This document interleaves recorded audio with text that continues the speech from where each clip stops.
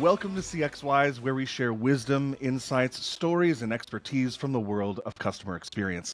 I'm your host, Nate Bennett, and you're about to hear real-world experiences and practical advice that will elevate your CX game no matter your title and no matter your industry. So, without further ado, let's get wise. My guest today is Shama Hyder, not just a marketing expert, but a modern-day oracle who saw the digital revolution coming long before most of us had even logged onto their first social media platform. As founder and CEO of Zen Media, she's transformed B2B marketing and PR into an art form, helping companies navigate the turbulent waters of changing consumer expectations and the AI revolution with the calm precision of her namesake. They call her the Zen Master of Marketing and the Millennial Master of the Universe. Titles earned through best-selling books, electrifying keynote speeches for titans like NASA, Yale, Disney, and recognition from the White House to the United Nations as one of the top 100 young entrepreneurs in the country. In a world where everyone claims to predict the future, Shama has consistently been ahead of the curve, not just riding the wave of change, but creating ripples that reshape entire industries. Her insights don't just prepare businesses for tomorrow, they help define what tomorrow will look like. Shama, thank you so much for joining us today. How are you? Well, how could anyone feel after that lovely introduction, Nate? One of the things that we like to do on CXWise is we like to define our terms with our guests. So, Shama, how do you define customer experience?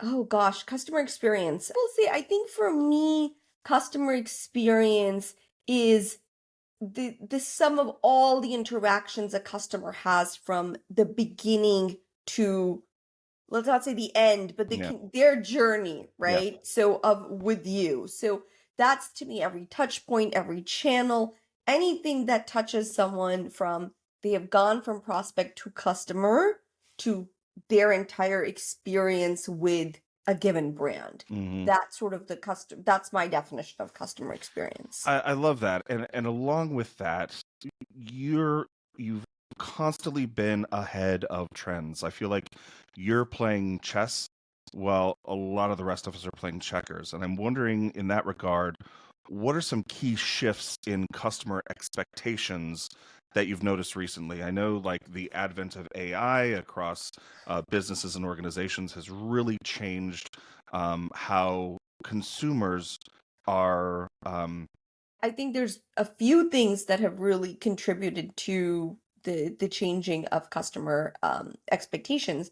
The first is AI, which you've mentioned, Nate, and I think that's we are just beginning to talk about that because we are still so stuck on B2B versus B2C, but we are moving into a world that is going to be A to A, which is agent to agent. So your agent need will talk to my agent and my agent. I mean, I know it sounds so crazy. I feel like that is where we are headed, meaning we won't have the internet like we do today, like these websites and stuff. We will just be able to pull what we need when we need it. So like Nate, your AI, your agent, your internet will know who you are and what your preferences are, and you're not going to have to go looking through like 18 websites to get what you want. It already knows, like, Nate, here is what you want. And it's going to get better and better at that. And so I think that like this, so what does that look like today for us, right? Is very simply what that means is that we are getting our expectations for around friction and are being okay with friction is decreasing at a more rapid rate than ever seen in history. So this began a little bit earlier, even pre-AI, and I can go into that, right? Which is with the Amazonification of things, with the Uberification of things, and when I do keynotes, I ask people in the audience, I'm like, how many of you, please be honest, have literally sighed when you call for your Uber or Lyft and it says, it's 7 minutes away rather than 2 minutes? And if you look at Amazon and it's like, how many of you have genuinely been annoyed when it won't get there the next day? or the same day, and so like these are the things, and it doesn't matter whether, you'd say, oh, these are B2C companies. Doesn't matter. Consumer expectations, whether they're B2B or B2C, are the same. We are training ourselves to, like, these are the expectations. My internet will just know the things that I'm looking for. So are you kind of talking about like the TikTokification of the internet in general based on what my AI? Yeah, but beyond algorithms, right? Because if you won't need to swipe through to be like, I love this and I love this Uh-huh. and I love this. It's just going to know. So when I speak, I give people kind of this vision of the future, right? And I think what's going to happen, Nate, is you're going to wake up and all your emails will be pre-written responses ready for you to check and send. Like Oh man. AI will know Nate has answered the same question 18 times. Hence, I should, right? Like, and so much of what we do is repetitive in information. Like, if you're in CX, how many times do you answer the same question for a million times?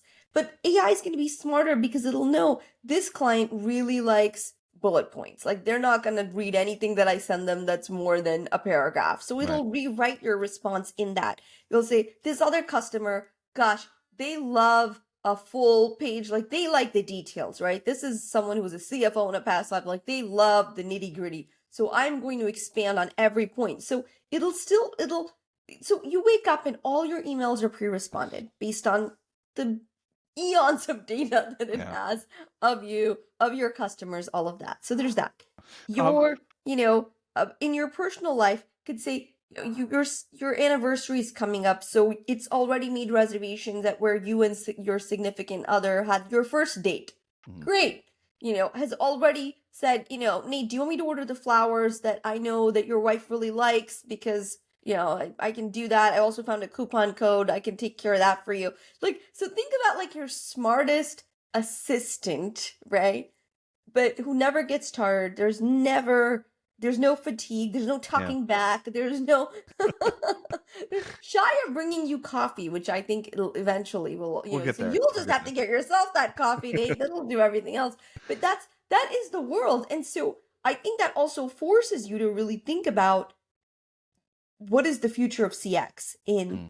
if so much of the um the kind of minutia of it goes away. You have to start thinking about how you can be much more strategic, creative. And I think that's actually a harder challenge. And so I think for anyone right now, it's not the AI is the threat, it's the process that you're attached to in the way that you achieve your outcome that is the threat. The second thing is the rise of dark social, which Mm. is we consume publicly, but we share privately. And so if you, it is very frustrating too, I think, if you create content, if you do anything for customers online, and you don't get that response that you have been used to getting, which is early days of the internet. You could set up a page about anything on Facebook and you would get like a million people liking it the next day. Right. That's when I think the internet was like a small little town still. It's a village feel. Nobody locks their door. Everybody knows each other. It's kind of sleepy town. It's cool. Now the internet's like New York City.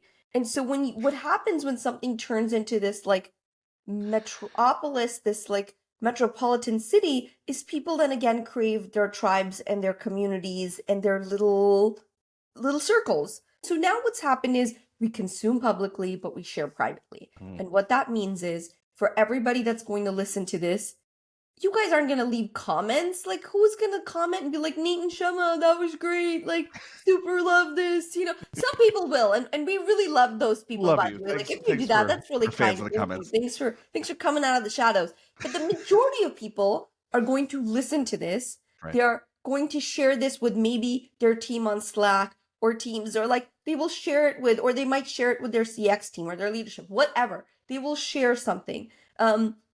But it'll all be private. Nate, you and I will never know that. We might get like a number to say you had so many downloads or so many people viewed that. But that is a game changer, because what you have to realize, whether you're in CX, marketing, any of these things, is consumption is engagement. And that is a game changer, because we've relied on these like outward metrics for so long, expecting, the internet to continue to work like this happy little town, village. But really, it's New York City, and people are double bolting their doors, and they're not giving you their email addresses, and they are not interested in talking to you on the subway. And well, it's the rules change, right? So that's the other factor. The That last factor, and I'm happy to like double click into any of this, is the generations that are changing. I don't think it's AI alone. I think it's the fact that we're changing our habits as consumers, as purveyors of the interwebs, and generations. So now you have 5 generations in the workplace. So I think those 3 things are colliding, and they are going to change the face of our world. And CX is, of course, a part of it. But man, yeah. you talked about the need to be creative, and not just let AI kind of take care of everything. Um, can you like you've worked with so many household names like NASA, Chase, Disney. Um, I'm wondering if you could give us an example or a story of a brand who's using AI but still incorporating creativity to deliver exceptional customer experiences.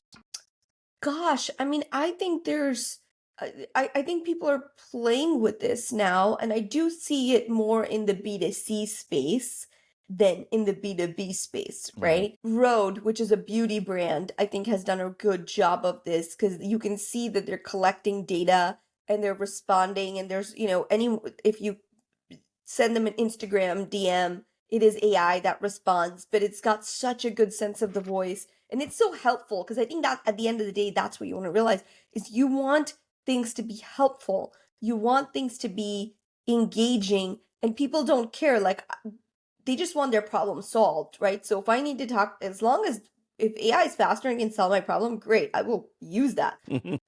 Humans, communication, face to face, all these like, because it was in honestly, it was to the benefit of these companies that are making trillions of dollars like Google and Meta to say, but data is everything and we need to be like hard, right? Because that's what they were selling and that's what made sense. But the truth is now with AI being super intelligent, and from the beginning of time, humans have only had 2 things. We've had our intelligence, and we've had our human connection, our ability to empathize, our ability to talk about dumb things like trains and our children who love them. And I mean, it's that part of us. Um, what happens in a world where AI gets smarter and smarter and is the smartest person, right? And all of us have that in our pocket. And so if you can now be super intelligent, whether you just have to, now again, you have to learn to ask questions, but whatever, like you've got that super intelligent and what you have left is that empathy, that experience, that human connection. And I do think, so a lot of this, I think, is communities are going to continue to prop up and be the future because we need those communities. We need those spaces and places. And I think brands that can help deliver that, whether through podcasts, through events, through things. And so it's funny, the more digital our world gets, the more I'm actually betting on the analog of things. Oh, I love that. And gosh, I hope so. That kind of makes me feel better. I actually think humans will crave a little bit of friction and be willing to do that for the brands that they love. And they will have the ability to do these things will be the ultimate kind of flex in social Mm. signaling. And so there was a brand, it was a luggage brand that just launched. There's so many luggage brands, but what they did was for their launch, they created this a human claw basically. So the humans lined up like since 5 in the morning to go and be part of this claw, which they could then go and grab a luggage from this giant like vending machine type thing, but it was you. Like they would lower you and you would grab the thing that you want. Oh my gosh, this is so And funny. and it's just like it's fun and people were willing to do it. So listen, people still stand in lines for things. People still enjoy that, right? For the things that they care about. I think the question about the creativity and stuff is how do you make them care that much? And and I think that's if CX can kind of crack that and you can think about that for your customers, how do we make them care that much about what we do? And that does mean, like again, AI is going to take away a lot of the mundane stuff And I would be willing to bet that 80% of what CX generally does can fall into that category. That remaining 20% is going to become absolutely crucial. Oh Because man, I I know, I love mean, I it. know companies right now that are disrupting in this space. And because make them care that much, because we will endure the friction if we do care that much. My son is really into Union Pacific Oh, so trains, like the funny. steam trains. They were doing this tour of the US. So of course I found myself in Fort Worth, Texas, standing in what the Yep. heat, you know, for that. Because, my son just wanted to see the train and say hi to the Oh, I love that. conductor. Their conductor, by the way, is like a god to the people that love him. It's just, so it's like, you talked about examples. That is such a great example. And I've reached out. I'm like, Union Pacific, please do more for, because you have Do more such of a this. fan base. And so I think part of that is customer experience has to really shift into thinking about how do we, optimize for every touch point, because AI can do that, and start thinking about how do we create the fan base, which again, they're tough. That's a tougher question, Yeah. right? And that comes from hanging out with your customers, getting to know them, stalking them, getting to see what they read, what they like, what they listen to, and that kind of on the ground boots research. AI can't do. Your AI is only going to any of this is only as good as your data, right? Hmm. Like all this stuff depends on your data. Right. If you have written terrible emails, your AI is not all of a sudden going to be like, I'm going to write you great email. Like it is based on the data that we at the micro level and the macro level give it. I want to talk to the CMOs in our audience. Um, you've been recognized by LinkedIn as one of their top voices in marketing for social media for 4 years, going on many more. I'm wondering about that intersection of marketing and customer experience. Hmm. What's a creative marketing campaign that you've seen that you think really like brilliantly enhanced the customer journey? Yeah. Okay. So I love this question, and very selfishly, I will share one of our own, and also just because I Love it. have the data and like the inside scoop on it. Love it. And so, we did this really cool thing with Chase Business, and what I love, and one of the things that I've really had a hard time figuring out, like, even in Zen Media, is our ICP and so forth, because so much of it is leaders who get it, and that happens at every level. So you would think like a company like Chase Business, I mean, they're massive, they move slow. No, they move incredibly fast, like faster than a lot of the middle market folks that I've seen. Okay. So I think for me, there's a great example in so many ways. One, because with their leadership, they continuously show you like you can be big and still be nimble. So don't Mm. buy this like, oh, you have to be small to be nimble. No, if you're small, you have no excuse not to be nimble. That's how we look at this. But if you are big, you certainly can be. So Chase Business is really fascinating. They did a study of all their customers, their business customers, and they asked them like, what do you want? What do you want help with? And it was such a good question too, because so much, the quality of our experiences, even for CX, for marketing, is going to depend on the quality of our questions. And so the question they asked, which I just want to again highlight, was, what do you need help with? Not, what do you need help with financially? Mm. What are your banking needs? They said, what do you need help with in your business? And their top two answers, the number one answer was marketing. We need help marketing. And the second answer was technology. We need help with technology. Right? This was not finance, this was marketing technology. So we sat down, we're like, what do we do? What can we come up with? And we had this crazy idea. We're like, what if we create this, because we'd already done like little activations by then at events and so forth. Like, what if we created a BizMobile that went around the country, and it had experts on the BizMobile, on marketing, on tech, who could help these small business owners so they could come to wherever and be like, hey, I want a 15-minute session, can you give me feedback on my Facebook presence, my Instagram, how I should be doing something differently, like whatever. It was Susie's cupcakery, it was Jonathan's plumbing, it was companies of all sizes, right? It's small business is a very broad market, so you're talking about everyone from the solopreneur to people who have like 1,000 customers. It's still or 1,000 employees, it's still a small business. And so we had this, and the cool thing was, not only did they love the idea, they were like, yeah, let's do it. And it went up all the way, to Jamie Dimon when the project was done to say this was a really great, it was awesome. And I love that. a campaign, because it was a marketing campaign, right? Yeah. And it's funny because at one point someone said, let's put an ATM in this thing. And the team was like, no, we can't put an ATM because this isn't about their banking needs. This is about us positioning ourselves as supporters in their business. They already know, like the banking piece, they know we can have those conversations with them.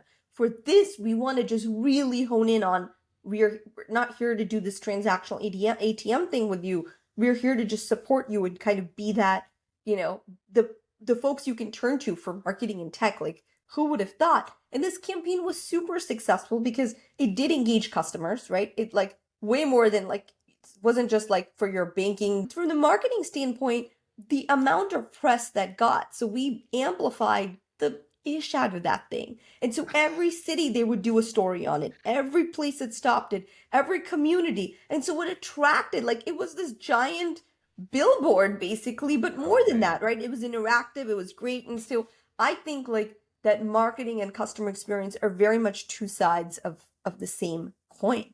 And they need to work in sync. The leadership got it. They were like, let's green light it. Let's try it. Here's Oh the man, other I thing I love want to that. say, Nate, that I think it's so important. Customer experience, marketing, all of these things, they're more akin to R&D, like research and development, than they are any other traditional suite in or department in the business. And what I mean by this is the things that really succeed, that get us to talk about these campaigns, have an inherent element of risk to them, Hmm. right? Meaning it could fail. Now, what was it probable that it would? No. But is it possible? Sure. The project could have totally tanked. Like, we built it on data. We did, right? Like, but you have to, the only way you ever know is you experiment and you test your assumptions and you do something and you find out, is this successful or not? I think so often, especially in B2B, we come from such a place of fear, right? There's so much fear around this. And it's funny because like I always say, like in B2C, the customer's trying to avoid regret. I shouldn't have bought that iPhone because a new one just came out, should have waited. In B2B, a consumer is trying to avoid blame, right? I like their job depends on these choices that they're making every single day. And let's face it, if they make a good choice, no one goes, oh my God, great job. You got Sprinklr on board. Like, these guys are awesome. Like, you get a promotion, buddy. Like, it doesn't happen, right? It's like, you did your job. Good job. But if something doesn't work out and they're like, who are these guys? Who did you bring, right? Like, we've never heard. It's so part of why that trust credibility becomes so important. And the funny thing is we always talk about, especially in B2B, why don't our campaigns stand out? Why are we not as cool? It's because we're more risk averse. B2C tries a lot of things. Not all of them succeed, and that's okay. I think if we're talking about the future of customer experience and creativity and market, like all of these things and what AI can do, AI cannot do that risky creative stuff, but the brands that are willing to do that are 100% the ones that are going to, like, those are the ones that win, because you don't need every campaign to be a success either, right? That's so I just think that you're going to have to start to break the mold and yes, think differently about how you approach your customers, how you engage them. What does that look like? You might try a different format. There are no guarantees that that format will work, but if it does, that's great. But I will tell you that I think doing things as they've historically been done is not going to be an option for much longer. And that window is closing faster and faster. And I feel like I was about to ask you if you had one piece of like unconventional advice that you'd give to a CMO looking to make their customer experiences more authentic and engaging. What would that be? But I think you just gave it to us. Take the risk. Take Yeah. the risk. Do the thing that again, this is not, when I talk about risk, I'm not talking about, blackjack in Las Vegas. This isn't like, but I am talking a little bit of poker, right? I am talking about your hand, your customers, and you're going to have to try things because that's what will get people to talk. And then understanding that people consume publicly but share privately should be a game changer. Your focus should be on consumption. Customer experience should be rolling out events. Marketing should be doing things. with the sole purpose of, we just want you to experience this. Remember the experience part? Yeah. Like, we just want you to have this. And that it's a mindset shift. It's a heart set shift beyond just mindset, because you have to come from now a place of generosity and openness and trust. And that's not easy. That's not easy for a lot of brands. But again, this is why I said those soft skills that we've poo-pooed for so long, they are about to come into play in a really big way. I'll give you another example kind of to round this out, Nate. In corporate comms and PR, which is a lot of what we do for our clients at Zen Media, it's, a few years ago, even you started to see earnings reports and how much they've changed. And I've talked about this, and earnings reports were these very dreary, boring things that, like, stacks of stuff, where they were very boring announcements, and they've been really fun, and they've been getting more fun because, again, that expectation bar is changing. So whether it's like CEOs doing behind the scenes stuff, they'll do Q&As with their audience, they'll do LinkedIn lives, like we've seen, they'll do infographics. There's so many ways now to just still share that information and sentiment. The word vibe gets a bad rep, right? Like, what are the vibes, right? It's like but so much of the future of CX and marketing is going to be creating the right vibe. Yeah. And if you get that right vibe, everything else falls into place. Now, that's not something AI can do. And is it hard to do? Absolutely. If it was easy, you would give it to that guy would do it, right? But if you can figure that out, if you can figure out how, and part of that is you have to experiment, you have to test, you have to see what works, you have to try different formats. You have to be willing to be bold. Shama, thank you so much for spending this time with us. You've been so generous with your time. I do have one last question that I want to ask you. What have you found to be the key ingredients for creating a memorable customer experience today, and how can AI elevate that further? Oh gosh, what a great question, Nate. I think it starts with, again, knowing your customers. That's the big part of it. And when I say that, it's so funny because I can say this, and then I know from the questions that I often get, right, which is like, oh, we want to do PR, but we want to be in these publications, we want to do these things, and it's like, where do your customers spend the most time? What do they? And it's like, crickets, right? And I'm like, I can tell you, they're on LinkedIn.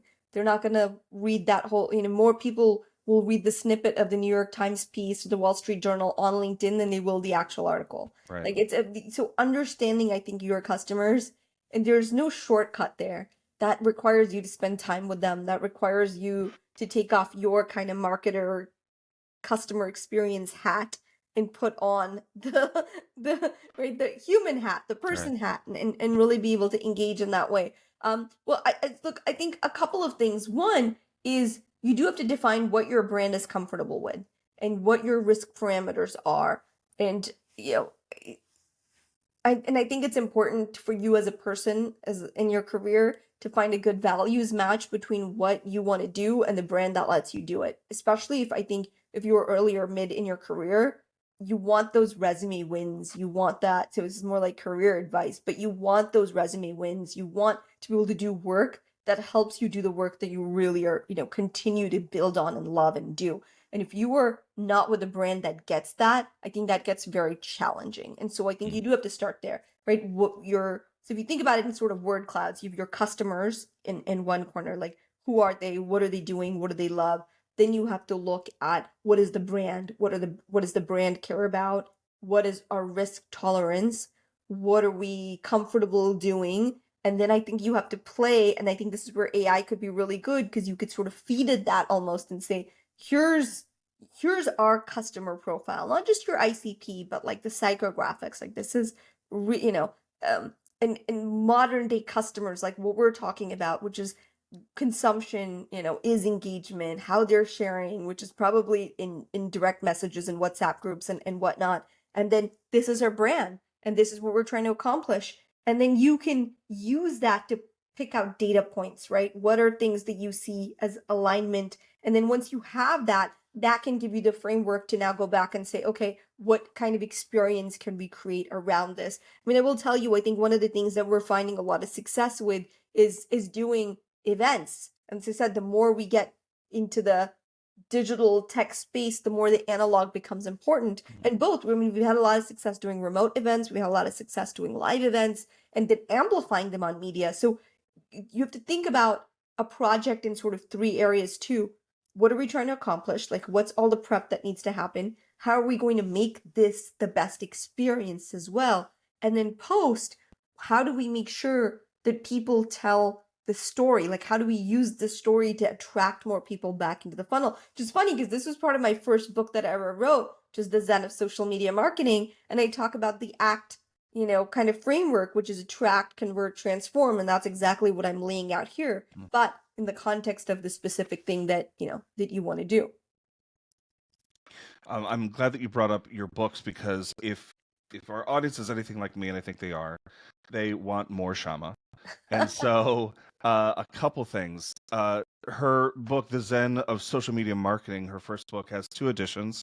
4 editions, Nate. 4 4 editions. editions? It's 4 editions. And then also Momentum, how to propel your marketing and transform your brand in the digital age. And so, as we always do, we love to give away our guests books. So if you have a great takeaway, like I know you do, share it on social media with a hashtag CXWise, and we will send you Momentum, because you will want more from Shama. And guess what? Shama is also working on 2 more books, and I'm hoping that she will come back when those books are published and out, so that we can talk about them. And there's so much more that we wanted to get to. So can we please invite you back, Shama? Yeah, Nate. Let's see. If we get enough social noise, if people really enjoyed this and our sort of banter and got value out of it, then yes, I'm happy to come back. There's much more to come. I'm so for this. Shama, my friend, you've made us all so much CX wiser. Thank you for your time, and I hope you have a great rest of your day. Thank you, Nate. This was lovely. Thanks.